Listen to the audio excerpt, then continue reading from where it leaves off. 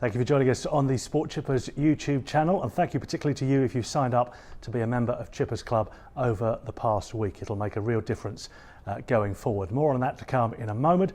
My guest on today's episode is Gary Brazil, who was in charge of the academy for so long, now has a fancy new title which you'll hear about more in just a moment. But his work in the past 10 years or so at Nottingham Forest should certainly not go unnoticed, bringing through the likes of Joe Worrell, who you heard from last week on the channel, of course, in scintillating form, but Matty Cash, Ben Osborne, Ben Brereton, Oliver Burke. There's been so many over the past decade, so important for Nottingham Forest going forward, and at the time as well, raising, they think, around and maybe even over £50 million for the club. How important that has been over the past decade. I've known Gary for probably nearly 25 years now, first of all at Notts County and then moving to Nottingham Forest. You'll hear about his time at Notts County towards the end of this chat, and also about his spell in charge of Nottingham Forest, where I think it was 3 spells he had in charge and guided the club to that win, famous win over Arsenal. More on all of that to come over the next few minutes. Let's hear from Gary Brazil next. Gary, great to see you again. We worked together on and off for 25 years at Notts County and then at Nottingham Forest. Since I've left, you've become the Director of Football Development. What difference has that made to you? The title's made a difference, but a lot of work I was doing already and working with a really good group of people within the academy stays the same. I've got some really good heads of departments that have taken on a little bit more responsibility, which has enabled me to sort of spread my wings a little bit more and get a little bit more involved with the club in general, which has been good. But the focus still is making sure that we employ the right staff to make sure that we're giving the right environment to young players and continue to bring young players through for the football club. So in essence, the major part of my role hasn't changed. So, but just gives me an opportunity to get involved a little bit more in bigger projects for the football club. When you see the first team, and I looked at the weekend, and there was obviously Yates in it, Joe Worrell was in there, Brennan Johnson, Alex Mighton as well. When you I don't know if you saw the game, you were sitting on the sidelines against your old club, but you see those people involved. How does that make you feel? I think on a personal level, you're proud of them because you've known these boys since they're 9, 10 years of age. I've the older ones, Joe and Ryan and Jordan, who hasn't really featured in goal as much, but has done fantastic for the football club. You've known them since they're younger boys. You've had an impact in making sure the programme is correct for them. And those 3 and boys that we've lost along the way and they've moved on have just, they've got now what they deserve because they've really committed to it and they've worked really, really hard and they've made the sacrifices that need to be made to be a really good young footballer. And you're really, really pleased for them.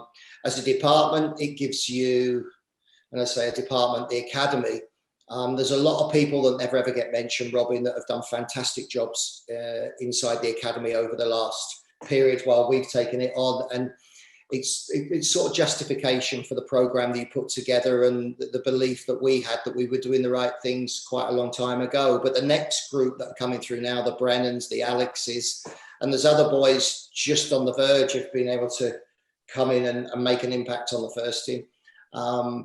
They're quite exciting. Everybody's just starting to see now what Brennan and Alex are really capable of. Hopefully we can keep them at the club for a considerable amount of time yet, and they can push us towards where all the supporters and everybody within the football club wants to go.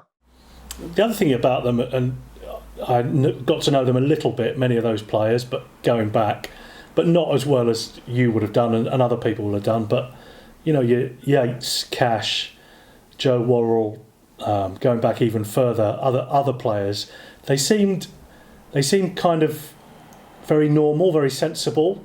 They must have an edge to them to be professional sportsmen, but that wasn't evident. So I wonder how much of a rounded human being you build, as well as a footballer that hopefully can compete at least at championship level.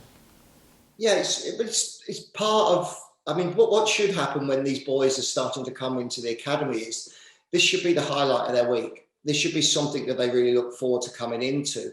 And because of their desire to stay within the academy, we have an ability to maybe lean in on them a little bit more. Maybe they'll listen to us a little bit more, and you have an ability to affect them a little bit. We have strong traits within the academy that we believe in, that are things outside the game that we want to see our kids represent. And people like Joe and, as I said before, Ryan and Jordan would be real key boys. And the one thing that you're trying to help develop, but they've got to have it in themselves anyway, Robin, you're trying to develop character.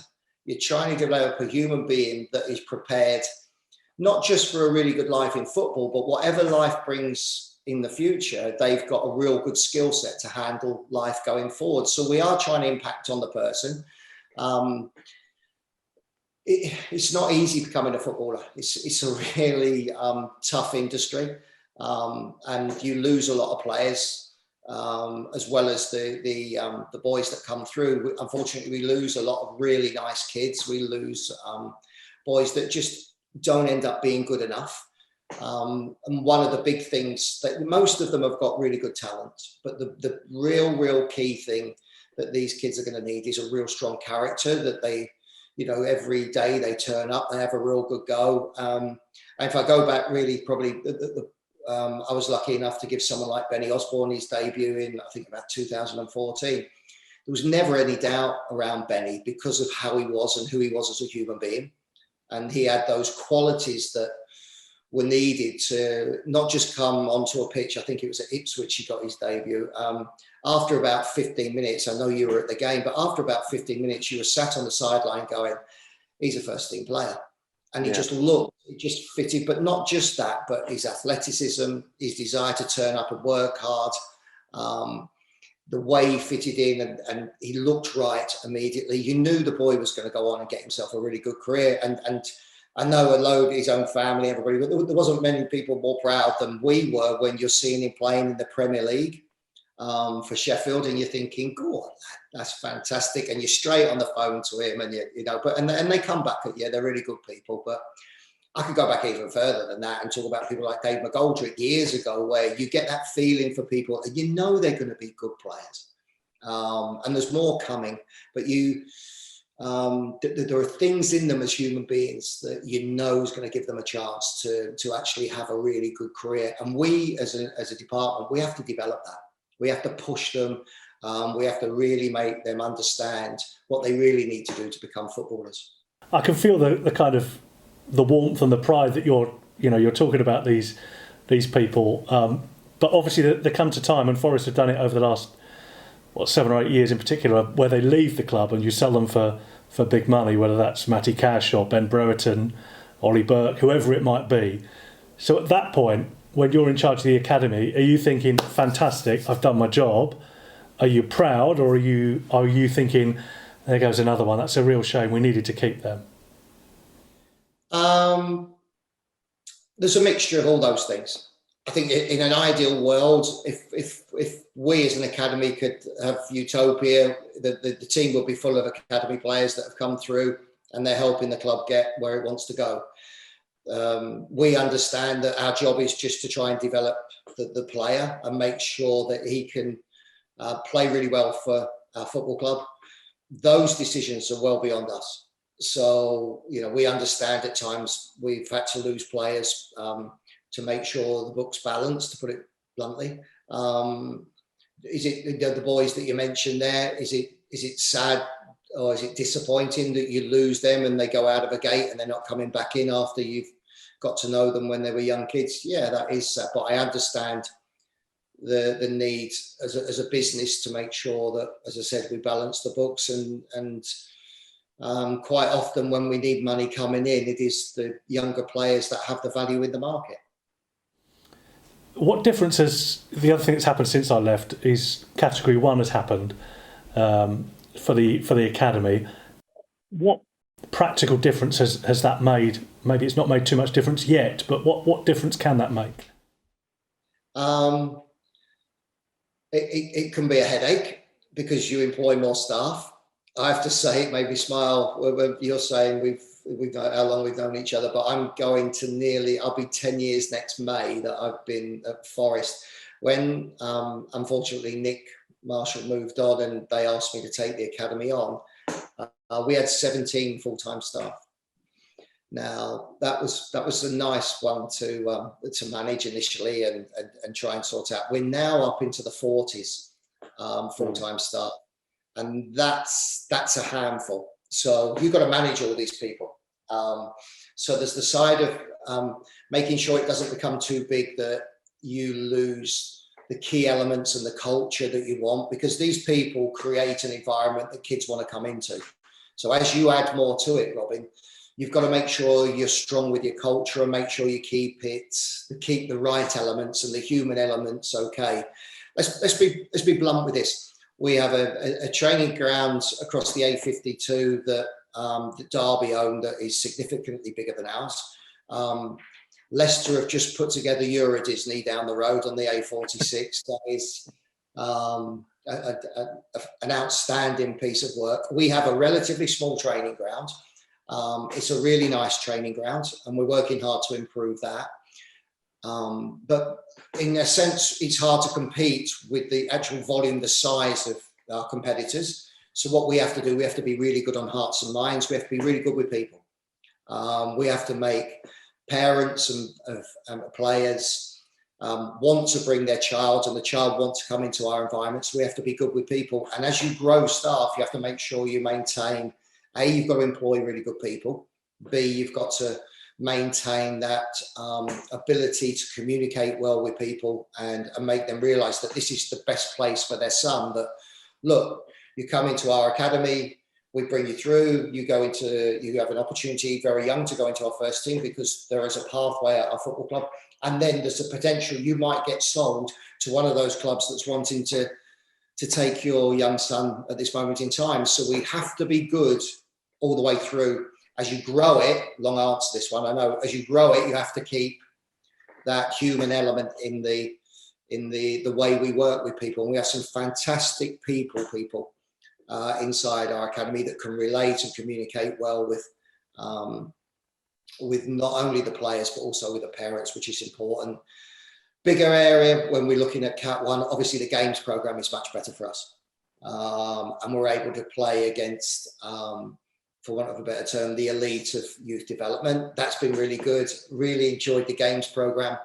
And that's been a much better challenge for us. We were down at Fulham last Friday night, an under-23 game, which was a really, really good game of football. And our boys are learning more from the games program this year than they probably have any other point. So that's really, really good. We're able to start looking at trying to attract a better quality of player, if you like, although Nottingham is a great base for finding your own players. Recruitment wise, it opens the door for us for players that we probably would have struggled to get near if we'd have been a Cat 2 club. So there are a number of advantages, and also there's a bigger income stream, a bigger funding stream to us as a Cat 1 as opposed to a Cat 2. So that helps the football club as well, although our club now has to invest more in our academy because of our status. So there's a number of good things around it, but we don't want to lose those core really good things that we had as an academy in Cat 2. We must make sure that we keep those. And obviously the way we work with the players and how we develop our players, that program around the player has to get better. And you talked about, Derby's training ground, which was, I don't know, is 10 years old, I would say, and Leicester's is 18 months old, if that, a year old. Do you see Forest getting to that kind of level in the years coming that will enable you to compete up on that basis as well? The only way that we would go to those levels is if we moved away from Wilford, which has been the training ground for as long as I've been involved at Forest. So that you'd have to move away from the site and find another site, and it's not easy to find in Nottingham. We have a lovely training ground. It works really nicely. Raising the quality of what's inside our game would be the way that I think we would be able to try and compete with that. And I know there's plans to look to do that from Mr. Marinakis and the people that run the club. So we're, upgrading the quality of what we've got inside our environment is the way to attack that until we get to the point. And I would imagine that would possibly be something that will be on the agenda if and when we get to the Premier League, and then you could look at a bigger site then. But there's something about going into Wilford that's special. It has a really lovely feel to it. It is, it doesn't have all the pitches that our competitors have, but you walk into Wilford and it has a feeling. It has a heartbeat. It's a really nice place inside there. Sometimes you can go into other places and there is a point also where it can actually be too big an environment. You're getting about on golf buggies. It almost looks like a golf course as opposed to a football training facility. And I love what Wilford is, and I love how accessible we all are to the players, to the parents, how accessible the first team is to the academy. And that's something that's a really big USP for us. And I know that it's worked for us really well in the past, and upgrade what we've already got, but make sure we keep those real key elements of what we are to people in place. More from Gary Brazil in a moment. He'll talk to you about that win against Arsenal and being in caretaker charge of Nottingham Forest. What was that like in those spells? And also being the manager of Notts County as well, and how much he learnt from that. That on the way in a moment. Need to tell you about Chippers Club. In fact, my gold members who've signed up over the past week or so, and they continue to make a real difference to the channel. They are Christian Tonnies, James Sorden, Pez Ked, Thomas Newton and Mark German. Thank you to all of you who've subscribed and become a member of Chippers Club. That really helps the channel going forward, and we'll be able to do this for much more time. If you want to become a member of Chippers Club, you get plenty for it. You can get early access to the interview. You'll see the full interview. We'll have monthly Q&As and also get a mention on the channel as you've just seen as well. So do sign up for Chippers Club. I'll put a link in the description below. You've obviously been involved with the academy for as you say, nearly 10 years now, and every so often you get to be caretaker manager and take over the first team for a spell, whether that's one game or 6 games or a dozen games, whatever it turned out to be. Do you miss those days, or are you completely focused on academy and wouldn't want to do it again? I'd be lying if I said I didn't enjoy the experience. It's good for your learning as an individual, because you tend to throw yourself into your own environment rather than doing a lot of learning externally. So those moments are really good for you as a person. And listen, at times stood on the technical area at 3 o'clock on a Saturday afternoon ain't the worst place to be. It's it's when it gets to 10 past 3 there's an issue, but yeah, sometimes not that long. No, it's I think what I've always done when I go into that environment is try to be very much the same as you would be in the academy, but you're dealing with adults, but they still need the same reassurances, and they still need the same. I need somebody in there that's got belief in them and give them an opportunity to express themselves. I've never missed an opportunity to put 1 or 2 kids in when I've gone in, and I don't apologise for that, because I think pretty much all of those boys that we've given an opportunity have gone on and shown that those decisions were right. I've enjoyed it. It's not something I crave. I don't think I want to be a first team manager. I'm nearly 60 now, Robin. I think that's gone. What I want to do is do the best job I possibly can for Forest and make sure that you're making a key contribution to hopefully what's coming in the future. And I think the big thing that this football club is, and I've not experienced it, and a number of people here now and supporters haven't experienced it, is seeing this football club in the Premier League. I think that's the goal that we'd all work towards. But I think what we spoke about earlier about getting the culture right, getting the philosophies right, getting a real foundation in place, that's key to be able to get to that place. You're not going to get to the Premier League without having those fundamental things in place. It's a tough league, and you're not going to be able to buy your way there. You have to get some key fundamentals in place, and then you can grow. And I really believe that this football club will grow if we get those things in place. You had, as was mentioned, a few caretaker spells in charge. Obviously, there were some great moments. The Arsenal game, I would imagine you'll remember for the rest of your days. But there are other moments where, say, Burton away comes to mind, where it was absolutely, sorry to mention it again, but it was, the club was in a terrible state at the time. But so how do you, as a caretaker manager, are you can you almost wash your hands of those days, because although it's your responsibility, you're not long-term responsible for it? No, no, you can't wash your hands of it, because you have a responsibility. You have a responsibility to conduct yourself properly and make sure that you're preparing a group of players the best you can to be competitive. Thank you for bringing Burton up. Sorry about that. I think that was a day that there was lots of things going on that day, and that was really interesting. And from a point of view of how do I say this? From a point of view of being told that you've got the job until the end of the season, and trying to work through to being very, very clear going into a game that day, and the things that were going around it, that probably wasn't going to be the case. And then finding out in the Evening Post on the Monday that Mark Warburton had come in and you'd not been told a word was slightly frustrating. Oh, wow. Okay. So, there was that was, well, there you go. That's the real world, Gary. When you get in the water with the sharks, that's what happens to you at times. And there were one or two sharks circling at that point. And I don't blame Mark in any way at all with that. I thought Mark was unlucky to have lost his role so quickly. I thought he was very good. I've got a lot of time for Mark and David, where I think they're good people. It's amazing, really, when you consider everything that's going on. And you were very much a shield. And as I mentioned right at the beginning, I've interviewed you for nearly 25 years.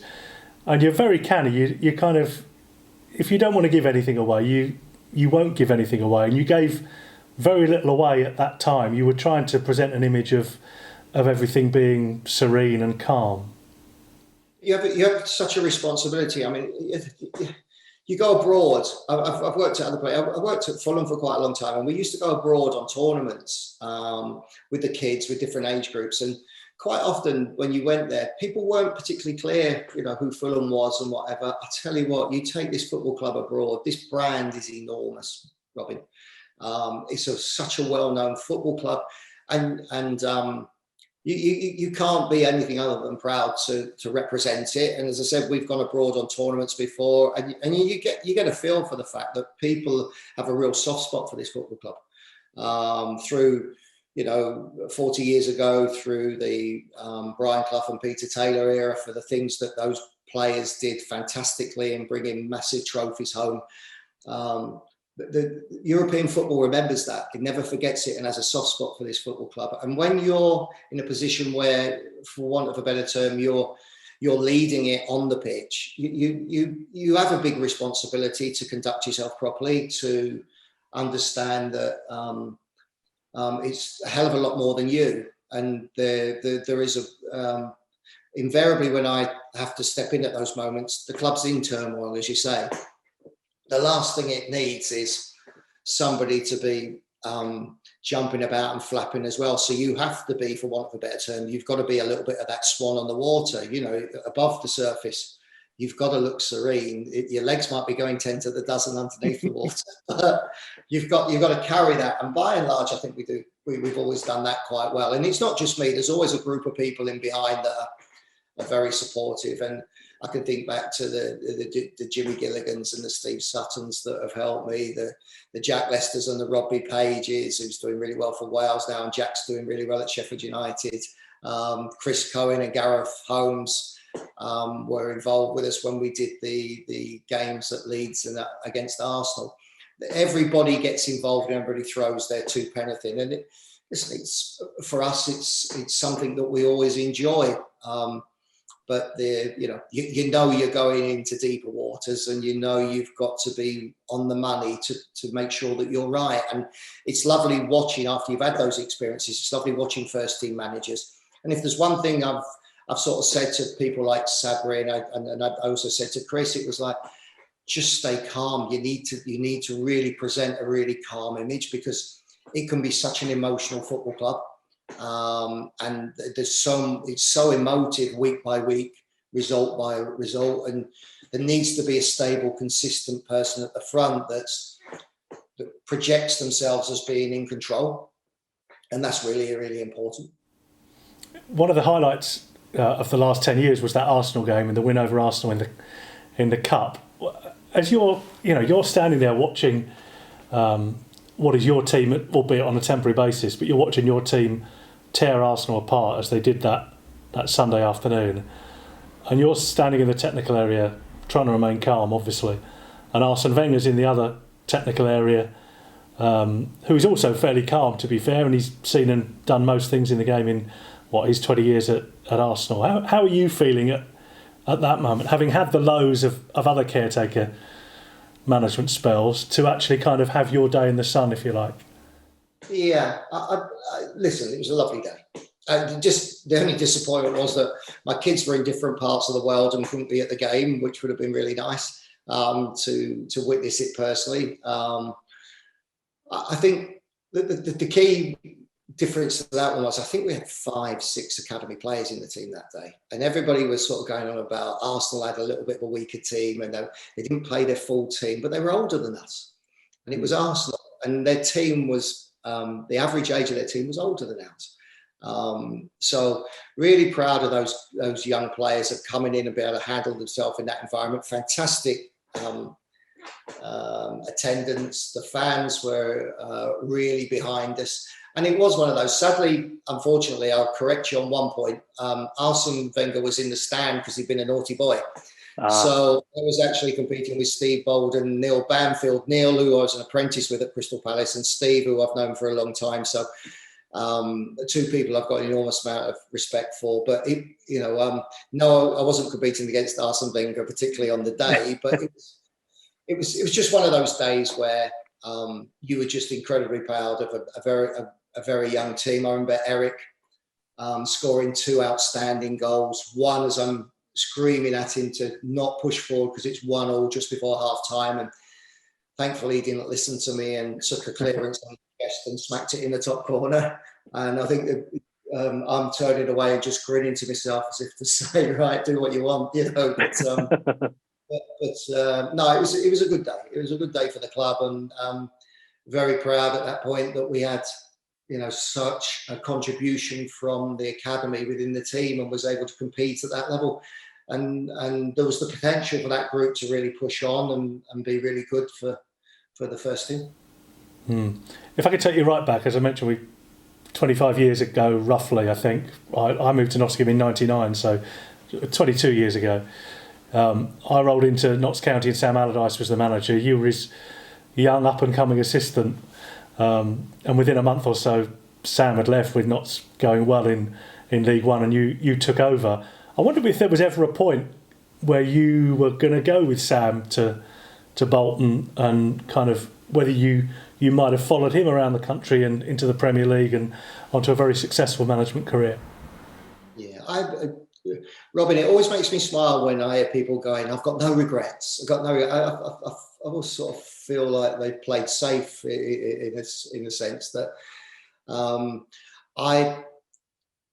the one thing that I look at and I'm aware of, and probably I got wrong and my ego got in the way, was that I had a fantastic relationship with Sam.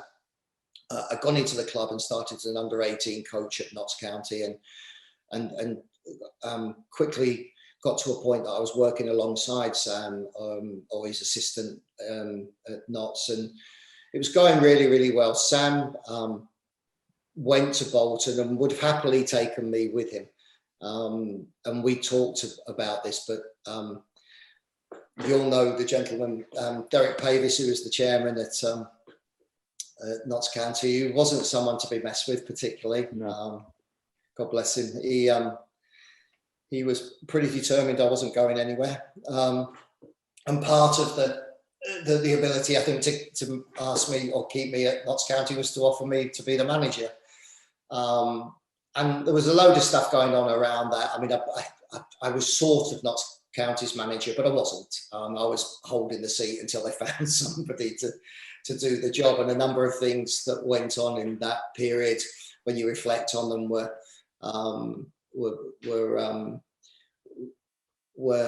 me holding the fort, as opposed to really being able to bring players in, to be able to manipulate a squad, to do any transfers. And there's a load of stuff in there that we don't need to go into. But do I regret not going with Sam? I'd have loved to have gone with Sam. I think it would be an excellent. I think Sam's had a magnificent career moving forward from his time at Notts County. He's shown his quality and what he can do. I think there's a misunderstanding with Sam at times.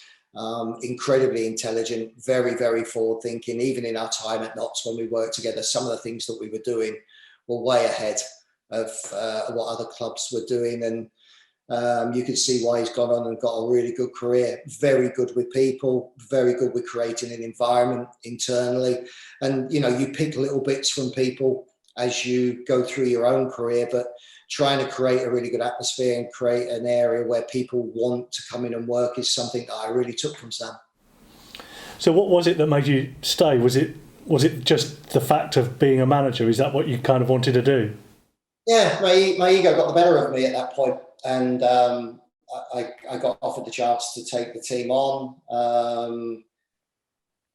But there were a number of things that very quickly made me realise that this was absolutely on a shoestring. And just even getting an assistant, it was funny. Big Sam was he was very protective of me, and as much as he got cross with me and would get annoyed at me and he'd call me names I can't say on here, he would he'd say to me, well, are you coming with me? And I was like, look, they're offering me the manager's job. And I went, and he sort of went, well, how much they're offering you? I told him, and he was like, went quiet for a couple of seconds. And he went, well, if you're not coming with me, get Frank Clark as your assistant. So, and I went in on Mr. Pavis and I said, look, I'd like to see if I could get Frank in as my assistant. I didn't know Frank. I do now. What a fantastic human being Frank Clark is. And a really great football man. But Derek Pavis wasn't going to let me have a Nottingham Forest person in Notts County because I didn't really know the history particularly, but Derek had a real issue with his time at Forest and falling out with people. So Frank wasn't ever going to come across the water. But what Sam was saying to me was, if you're not coming with me, you need protection and you need an older head in there that's going to look after you. And having got to know Frank really, really well now, and knowing what a fantastic human being he is and what a generous man he is, I think that would have been really, really good for me and would have given me a better chance, because I think he'd have been able to take those battles on for me that I wasn't ready for, Robin, because I wasn't experienced enough. And who was your assistant? I was just trying to think. I ended up taking Graham Barrow, who was out of work, but you know, I couldn't take Frank. I wanted to take Warren Joyce, who was the manager at Hull, and we were tight and were good friends, but also had a real similar understanding of the game. And Warren would have come and worked with me, but there was a clause of compensation that we would have had to pay to Hull to get Warren in with me, and Derek wasn't up for paying any compensation for an assistant manager. So you should have gone with Sam, Gary. When we talk like this, I'm like, yeah, shouldn't I? But there was a lot of learning. It was very uncomfortable at times. I learned a lot about myself. Some of it I didn't like. It's sometimes when you're really, really out your comfort zone is a really good thing for you longer term. But at the time, my goodness, Robin, that wasn't comfortable at times. And at times I got battered, and sometimes rightly so. But I think if people understood a little bit more about, then they don't get to know the whole picture at times. It was a tough gig. And but even then, when you look back, and I think about some of the work I did at Notts and some of the players we brought through, when we go back to youth development again, we had a lovely little purple patch in there as well. And there was some good people working in there, you know, the Brian Bateses, the Trevor Powells working, who did some really, really good work at Notts. in the youth area, and we were, as said, the McGoldricks, the Leon Best, the Jermaine Pennants. They've made really, really good careers for themselves out of Notts County's youth development scheme. Just finally, to wrap things up, because I've kept you long, and I assume you put the clock on the wall behind just to give me a little subtle hint every so often to wrap it up. What's left? What would you want to achieve in the game if I could grant you a magic wish in your final, whatever it turns out to be, 5 years, 10 years, whatever? I think the one thing that I'm really clear on is that I feel there's a load more to do. I'm 60 next year, sadly, and that period has gone. Time flies. I say the last decade being in here, time flies. There's a really nice project that's gone on in here. There's been pieces of work that you're really proud of, and as a group of people, we're proud of this. It's taking it that step further.